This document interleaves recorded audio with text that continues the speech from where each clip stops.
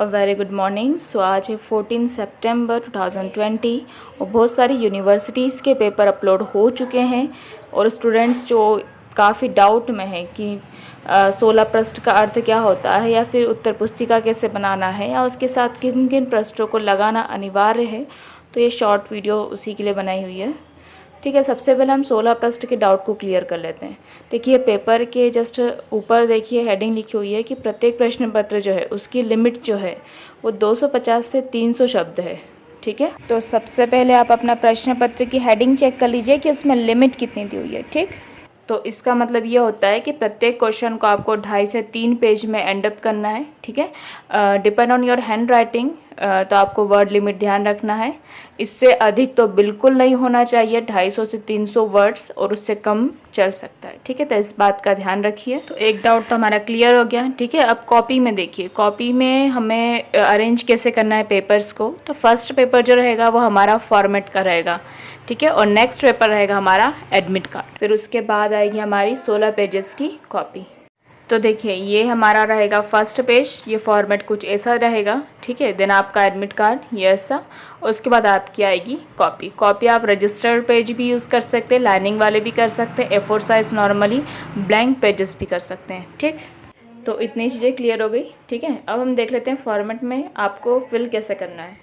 सबसे first column दिया है विश्वविद्यालय का नाम, यहाँ पे यूनिवर्सिटी आएगा। For example DAVV university, Barkatullah university है।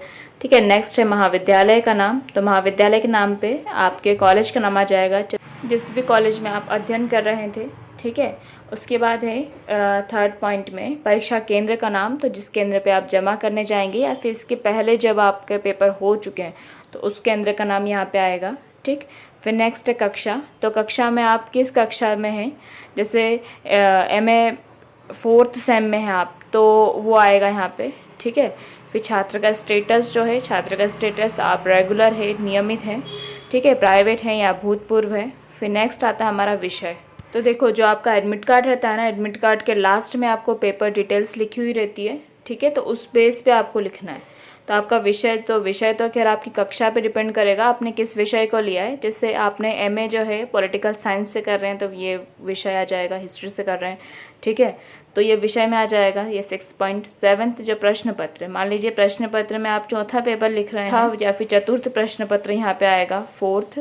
ठीक है, उसके बाद प्रश्न पत्र का शीर्षक जो है, तो शीर्षक में क्या लिखेंगे आप, डिप्लोमेसी एंड ह्यूमन राइट्स। ठीक है, तो यहाँ पे उसका शीर्षक आ जाएगा, नाम आ जाएगा। क्लियर है। उसके बाद प्रश्न पत्र का जो कोड है, तो प्रश्न पत्र कोड आपको प्रत्येक प्रश्न पत्र पे लिखा गया है। ठीक है, वो लिखेंगे यहाँ पे। जैसे यहाँ पे देखो, यहाँ पे JS-456 जो है वो इसका कोड है। ठीक है, तो ये प्रश्न पत्र कोड आ जाएगा। फिर नेक्स्ट आपका रोल नंबर आ जाएगा। रोल नंबर आपको अंकों में लिखना है। जैसे मान लीजिए आपका नंबर है, रोल नंबर है 1306260। ठीक है, तो इसको आप अंकों में ऐसे लिख देंगे, और शब्दों में जब आप लिखेंगे तो आप इसको ऐसे ना लिखते हुए इसके जस्ट नीचे आप ऐसे लिख सकते हैं 130 एंड सो ऑन। इस बात का ध्यान रखना, जो आगे के बॉक्स हैं उनको ब्लैंक रहने दीजिए, या फिर वहाँ पे आप 00 लिख सकते हैं। ठीक है, आगे से लिखना स्टार्ट नहीं करते हैं, जो तरीका होता है वो ऐसे ही लिखा जाता है।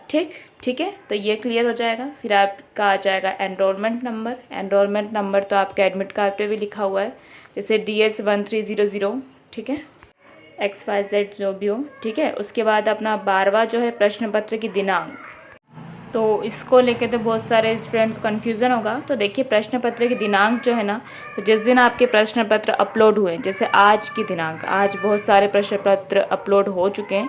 ठीक है, जो यूनिवर्सिटी है उसकी वेबसाइट पे जिस दिन अपलोड हुए उसी की दिनांक आएगी सभी प्रश्न पत्रों में।